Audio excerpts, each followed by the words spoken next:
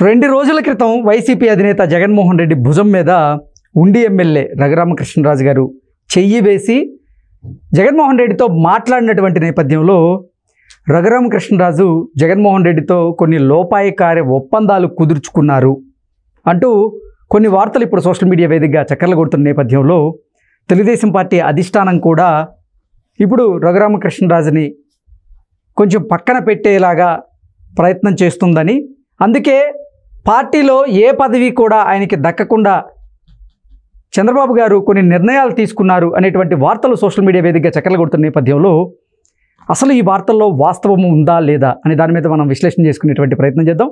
ప్రస్తుతం మనతో పాటు ఉన్నారు ప్రముఖ రాజకీయ విశ్లేషకులు, ప్రముఖ సీనియర్ జర్నలిస్ట్ సిఎస్ రావు గారు. సార్తో మాట్లాడదాం. Sir hi sir. హలో.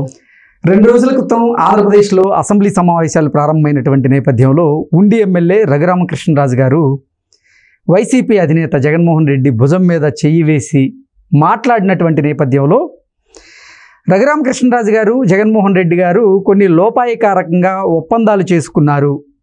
అందుకే నారా చంద్రబాబు నాయుడు గారు ఇప్పుడు రఘురామకృష్ణరాజు గారిని పక్కన పెట్టబోతున్నారు. ఆయనకి ఎటువంటి పదవి కూడా ఇవ్వకుండా ఉండేటువంటి నిర్ణయాలు ఆల్రెడీ చంద్రబాబు గారు తీసుకున్నారు అనేటువంటి వార్తలు సోషల్ మీడియా వేదికగా చక్కర్లు కొడుతూ ఉన్నాయి. ఆ వార్తల్లో వాస్తవం ఉందంటారు? అసలు నన్ను అడిగితే నాకు తెలిసినంత వరకు ఆ వార్తల్లో నిజం లేదని అనిపిస్తుంది నాకు తెలిసినంత వరకు. ఎందుకంటే రాబోయేటువంటి రోజుల్లో సమీప భవిష్యత్తులోనే రఘురామకృష్ణరాజు గారికి ఒక కీలకమైనటువంటి పదవిని ఇవ్వడానికి చంద్రబాబు నాయుడు సిద్ధపడుతూ ఉన్నారు. ఓకే, ఆ మేరకు ప్రయత్నాలు జరుగుతున్నాయి.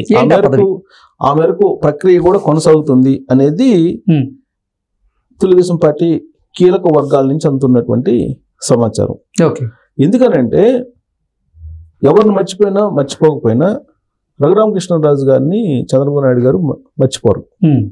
కారణం ఏంటంటే ఆయన చేసినటువంటి పోరాటం ఏదైతే ఉందో ఆ పోరాటాన్ని తెలుగు ప్రజలు ఎవరు మర్చిపోలేరు. ఎగ్జాక్ట్లీ, ఎస్పెషల్లీ చంద్రబాబు నాయుడు అసలు మర్చిపోలేరు.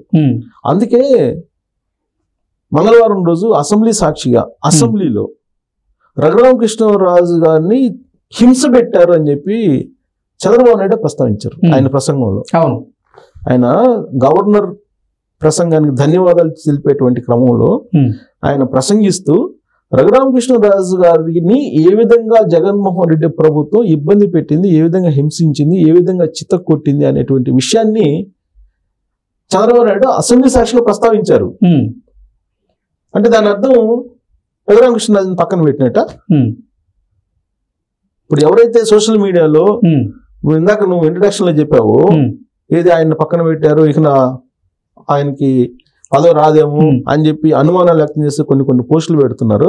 వాళ్ళందరికీ చంపపెట్టు చంద్రబాబు నాయుడు అసెంబ్లీ సాక్షికి ఇచ్చినటువంటి స్పీచ్. అంటే వాళ్ళు అడుగుతున్నటువంటి ప్రశ్నలు ఏంటంటే రఘురామకృష్ణరాజు గారిని జగన్మోహన్ రెడ్డి అధికారాన్ని అడ్డం పెట్టుకొని ఆయన మీద 3rd డిగ్రీ ప్రయోగించినప్పటికీ రఘురామకృష్ణరాజు గారు జగన్మోహన్ రెడ్డి దగ్గరికి వెళ్ళి ఆయన భుజాన చేసి ఆయనతో మాట్లాడాల్సిన అవసరం ఏమొచ్చింది అంటూ కొంతమంది ప్రశ్నిస్తున్నారు. అంటే రఘురామకృష్ణరాజు గారి గురించి మీకు మాకు బాగా తెలుసు. ఆయన ఎవరితో అయినా సరే, అంటే శత్రువులైనా సరే ఆయన దగ్గరికి వెళ్ళి వాళ్ళతో ఆప్యాయంగా పలకరించేటువంటి మనస్తత్వం ఆయనది. సో ఇటువంటి ప్రశ్నలు వస్తున్న నేపథ్యంలో అసలు ఏం జరుగుతుంది? ఇప్పుడు ఒక సంఘటన జరిగినప్పుడు, ఒక ఇన్సిడెంట్ జరిగినప్పుడు దానికి ఒక్కొక్కరికి ఒక్కో రకంగా అన్వయించుకుంటారు. ఇప్పుడు రఘురామకృష్ణరాజు జగన్మోహన్ రెడ్డి భుజం మీద చేసాడండి, ఇదే కదా ఇష్యూ. దాన్ని ఒక్కొక్కరు ఒక్కొక్క కోణం నుంచి చూసుకుంటున్నారు. వైసీపీ వాళ్ళు వాళ్ళకు అనుకూలమైనటువంటి కోణం నుంచి వాళ్ళు చూసుకుంటున్నారు. తెలుగుదేశం పార్టీలో ఉన్నటువంటి వాళ్ళు లేదా రఘురామకృష్ణరాజుకి కీలక పదవి ఇస్తే తమ ఉనికి ఏమన్నా పోతుందేమో, లేదా తమకు రావాల్సినటువంటి పదవి ఏమన్నా పోతుందేమో అనుకునేటువంటి వాళ్ళు ఉంటారు కదా, వాళ్ళు ఇంకో కోణం నుంచి ఆలోచించవచ్చు ఆ సంఘటనని. కానీ నాకు ఆ సంఘటన ఏమనిపించిందంటే, అది చూసిన తర్వాత సచిన్ పావుని చంపడం అంటారు కదా, సచిన్ పావుని మరింత చంపేలాగా ఆ దృశ్యం నాకైతే కనిపించింది. ఒక్కొక్కరికి ఒక కోణం నుంచి. అదే నేను చెప్పాను కదా ఇందాక, రఘురామకృష్ణరాజు గారికి ఏదైనా కీలకమైన పదవి వస్తే ఆ పదవిని ఆశించేటువంటి వాళ్ళు తెలుగుదేశం పార్టీలో ఉంటారు. వాళ్ళు ఏమన్నా కోల్పోతారు అనుకునే భావన ఉండేవాళ్ళు దాన్ని ఇంకో కోణంలో నుంచి చూస్తారు. వైఎస్ఆర్ కాంగ్రెస్ పార్టీ వాళ్ళు మరో కోణం నుంచి చూస్తారు. ఇది జగన్మోహన్ రెడ్డి తోటి కలిసిపోయాడు, జగన్మోహన్ రెడ్డి తో కలిసి నడవడానికి సిద్ధపడ్డ రఘురామకృష్ణరాజు అని చెప్పి వాళ్ళు అనుకోవచ్చు. రఘురామకృష్ణరాజు గారు మాస్ ర్యాగింగ్ చేసేందుకే జగన్మోహన్ రెడ్డి దగ్గరికి వెళ్ళారు, ఆయన భుజాన్ని చేశారు, ఆయనతో గుసగుసలాడారు అనేటువంటి వార్తలు కూడా వస్తున్నాయి. నా ఒపీనియన్ కూడా అదే.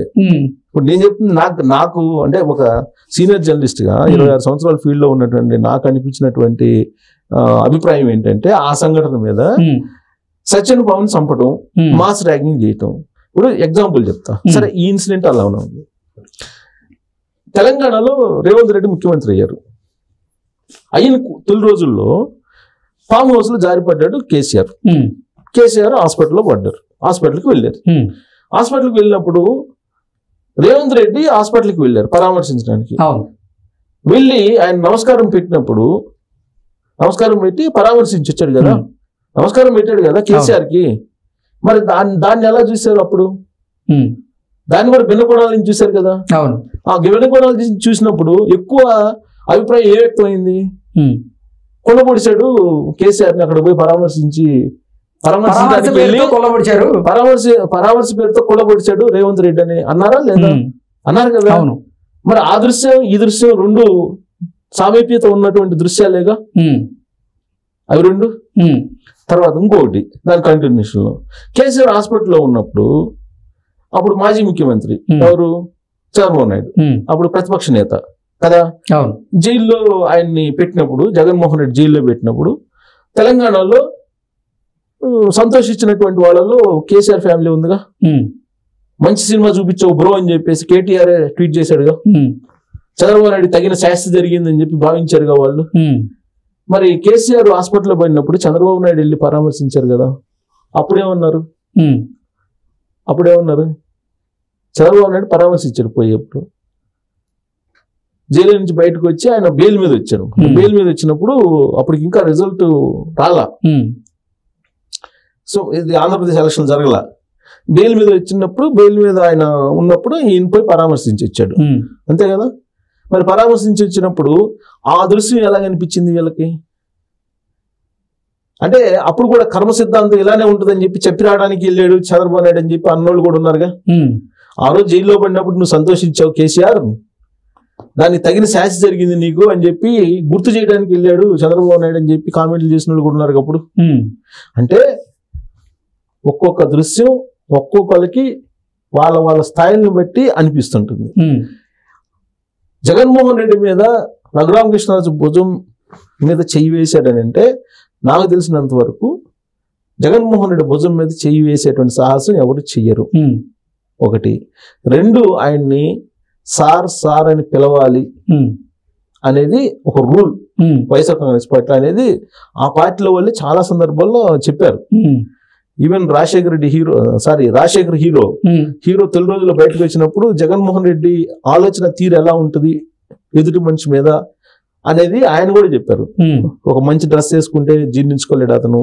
తర్వాత అతన్ని జగన్ అంటే ఒప్పుకోడు, సార్ అనాలంట. ఇవన్నీ రాజశేఖర్ చెప్పాడుగా హీరో. అందుకే నేను పార్టీ నుంచి బయట రావాల్సి వచ్చింది, అక్కడ ఉండలేని పరిస్థితుల్లో అని చెప్పాడుగా. అదే ఆల్మోస్ట్ వైఎస్ఆర్ కాంగ్రెస్ పార్టీ వాళ్ళు చాలా మంది చెప్పారుగా. అలాంటి జగన్ ని ఏం జగన్ అని చెప్పి భుజం మీద చేసానంటే అది ఆ దృశ్యం జగన్మోహన్ రెడ్డికి ఒక రకంగా ర్యాగింగేగా, మాస్ ర్యాగింగ్ కదా అది. జగన్మోహన్ రెడ్డి మైండ్ బ్లాక్ అయి ఉంటుంది ఆ టైంలో, మైండ్ బ్లాక్ అయి ఉంటుంది. అదేదో సినిమాలో మహేష్ బాబు బ్రహ్మానందాన్ని కొడితే దిమ్మ తిరిగి మైండ్ బ్లాక్ అవుతుంది, ఎవరు కొడితే దిమ్మ తిరిగి మైండ్ బ్లాక్ అవుతుంది అని చెప్పేసి కొడితే కింద పడతాడు కదా. అంత స్థాయిలో ఆ దృశ్యం నాకైతే కనిపించింది. జగన్ అనే అతన్ని భుజం మీద చేసి ఏం జగన్ రోజు అసెంబ్లీకి అసెంబ్లీ రాకుండా ఉండవాకు అని చెప్పి చెప్పారని అంటే ఖచ్చితంగా వస్తాను రోజు అని చెప్పి ఆయన రిప్లై ఇవ్వటం. అంటే ఆ షాక్ లో నుంచి రావడానికే టైం పట్టింది జగన్ కి. ఒక్కసారిగా షాక్ గురై ఉంటాడు అతను. ఇప్పుడు ఓడిపోయినటువంటి వ్యక్తి అండి అతను. సుదీర్ఘమైనటువంటి పోరాటం చేసి చితక్ కొట్టించుకొని ఆయన గవర్నమెంట్ లో గెలిచినటువంటి త్రిపుల్ ఆర్ భుజమే చేసాడంటే దాని అర్థం ఏంటి? దాని అర్థం ఏంటి? రఘురామకృష్ణరాజు గారి భాషలో చెప్పాలంటే, అరే నువ్వు ఎన్ని చేసినా కానీ నాదే పై చేయరా అని చెప్పినట్టు. అంతేగా, నీకు తగిన శాస్తి జరిగింది అని చెప్పినట్టు ఇండైరెక్ట్ గా. సో ఒక రకంగా అది ఏంటంటే జగన్మోహన్ రెడ్డికి ఒక షాకు. రఘురామకృష్ణరాజు గారు తన ఆధిపత్యాన్ని లేదంటే తన విజయాన్ని జగన్కే చెప్పి, ఇట్లాంటి చెత్త పనులు చేయమాకు, ఎప్పుడు చేస్తే నీ కర్మ ఎట్టే ఉంటుంది అని చెప్పకుండానే చెప్పినట్టు ఆ దృశ్యం ఒకటి. రెండు ఏంటంటే, నువ్వు అసెంబ్లీకి రాకుండా మానుకోమాక అని చెప్పారని అంటే దాని అర్థం ఏంటి? అసెంబ్లీకి మానుకుంటాడు, ఆయన రాడని కదా. కానీ అతను రావాలి, వచ్చి అతను చేసినటువంటి అక్రమాలు, అవినీతి, వాటన్నిటికి సమాధానం చెప్పాలి. సమాధానం చెప్పాలి కాబట్టి అతను రావాలి అని చెప్పేసి ముందే ఫిక్స్ చేశాడు. జగన్ ని ఫిక్స్ చేసాడు, శాశ్వతంగా ఫిక్స్ చేసేసాడు. ఇప్పుడు కేసీఆర్ కూడా అసెంబ్లీకి పోవట్లేదు తెలంగాణలో. రేవంత్ రెడ్డి మొదటి నుంచి నువ్వు రా అంటున్నారు కదా. వచ్చితే కదా సమాధానం. ఇప్పుడు ఎవరైతే తప్పులు చేశారో వాళ్ళు చెప్పాలి కదా సమాధానం. ఇక్కడ రేవంత్ రెడ్డి ఏ విధంగా అయితే కేసీఆర్ ని ఫిక్స్ చేస్తున్నాడో అసెంబ్లీకి రమ్మని చెప్పి, సేమ్ రఘురామకృష్ణరాజు ఫిక్స్ చేశాడు జగన్మోహన్ రెడ్డిని. ఓకే, నేను వస్తానని చెప్పాడు కదా. మళ్ళీ ఒకవేళ రాకపోతే కనుక ఇదే రఘురామకృష్ణరాజు మళ్ళీ సోషల్ మీడియా వస్తానన్నావు, నాకు ఆ రోజు వస్తానని చెప్పావు, నువ్వు రమ్మన్నాను, ఓకే వస్తాను, పోరాడతాను అన్నావు, మరి ఏంది ఎందుకు రాలేదని చెప్పి ఈయన క్వశ్చన్ చేస్తాడు. సో కాబట్టి ఆ దృశ్యం నాకైతే అలా కనిపించింది. బట్ కొంతమంది ఏంటంటే ఆయనకేదో తెలుగుదేశం పార్టీ మీద యాంటీగా ఏదో వాయిస్ వినిపించడానికి రెడీ అయ్యాడు, మొదటి అంకం రెడీ అయిపోతుంది, ఏదేదో గదలు కూడా ఉంది. బట్ అదేం ఉండదు. ఆయనకి ఢిల్లీలో ఆంధ్రప్రదేశ్ ప్రత్యేక ప్రతినిధి అనేటువంటి ఒక పోస్ట్ ఉంటుంది, క్యాబినెట్ హోదా, అది ఇచ్చేటువంటి అవకాశం ఉంది. ఢిల్లీలో ఆయన సేవలను చంద్రబాబు నాయుడు ఉపయోగించుకోవడానికి గ్రౌండ్ ప్రిపేర్ చేస్తున్నారు అనేది తెలుగుదేశం పార్టీ వర్గాల నుంచి నాకు తెలుస్తున్నటువంటి సమాచారం. ఓకే, రఘురామకృష్ణరాజు గారిని వదులుకున్న పరిస్థితి కానీ, ఆయనకి తగిన గౌరవం ఇవ్వకూడదని కానీ చంద్రబాబు నాయుడికి ఉండే అవకాశం లేదు అనేది నాకు ఆ దగ్గర కోటరి నుంచి వినిపిస్తున్నటువంటి మాట. సరే, దాని మీద భిన్నాభిప్రాయాలు ఉండొచ్చు కొంతమందికి. నేను ఇందాక చెప్పా, కొంతమంది ఇప్పుడు ఆ పోస్ట్ ని ఆశించేటువంటి వాళ్ళు ఉన్నారు. ఇప్పుడు ఏదైతే ఆంధ్రప్రదేశ్ ప్రత్యేక ప్రతినిధి పోస్ట్ ఏదైతే ఉందో ఢిల్లీలో, అది ఆశించే వాళ్ళు ఉన్నారు. వాళ్ళు వేరే విధంగా తీసుకోవచ్చు. కానీ ఆయనకున్నటువంటి పరిచయాలు ఢిల్లీలో త్రిపులార్కి, తర్వాత ఆయన లైజనింగ్ చేయటం కానీ, లేదంటే ప్రభుత్వానికి కేంద్ర ప్రభుత్వానికి రాష్ట్ర ప్రభుత్వానికి మధ్య సంబంధాలను మెరుగుపరచడానికి కానీ, వాటన్నిటికి కూడా ఆయన నేచర్ కానీ, ఆయనకు ఉండేటువంటి రిలేషన్స్ కానీ ఖచ్చితంగా అవి ఉపయోగపడతాయి రాష్ట్రానికి, రాష్ట్ర ప్రయోజనాలకి. బహుశా ఆ కోణం నుంచి ఉపయోగించుకోవడానికి చంద్రబాబు నాయుడు గ్రౌండ్ అయితే ప్రిపేర్ చేస్తున్నారు అనేది తెలుస్తుంది. దానికి మిగతా వాళ్ళు కూడా ఆమోదయోగ్యంగా ఉన్నారు అనేది కూడా తెలుస్తుంది. అంటే మరి మనకి ఇప్పుడు కూటమి ఉంది, కూటమి అందరూ అంగీకరించాలి కదా. సో కూటమి కూడా ఏకగ్రీవంగా ఆయన పేరుని అంగీకరిస్తుంది ఆ పదవికి అనేది కూడా తెలుస్తుంది. సో కాబట్టి వీళ్ళు ఎవరైతే ఈ దృశ్యాన్ని అడ్డు పెట్టుకొని ఆయనకి ఇంకా అయిపోయింది ఆయన పని, ఆయన ఇంకా చంద్రబాబుకి వ్యతిరేకంగా మాడతారు, ఈ ఎవరైతే అనుకుని పోస్టులు పెడుతున్నారో వాళ్ళ కోరిక అయితే నెరవేరదని నేను అనుకుంటున్నా. బహుశా అది వైఎస్ఆర్ కాంగ్రెస్ పార్టీ వాళ్ళు ఏంటంటే అలా జరిగితే బాగుంటది అని చెప్పి కోరుకొని ఉండొచ్చు వాళ్ళు, వాళ్ళ సోషల్ మీడియా కూడా ఆ విధంగా పోస్టులు పెట్టి ఉండొచ్చు. బట్ అది నెరవేరదని నేనైతే అనుకుంటున్నా. Okay sir, thank you so much. Thank you.